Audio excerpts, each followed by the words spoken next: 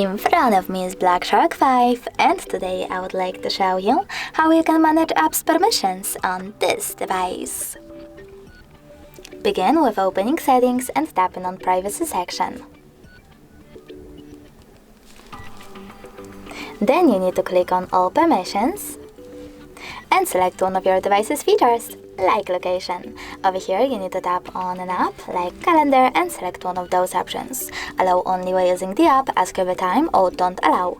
I will go with the last one, don't allow, so when I go back, as you can see, calendar no longer has access to this device location. But you can also just pick any feature and then an app that you are interested in. For example, I want to manage permissions of my Chrome. Now you need to just see all Chrome permissions instead and manage all of them only for this app from here. Thanks so much for watching. If you enjoyed this video, leave a like, comment and subscribe. Bye!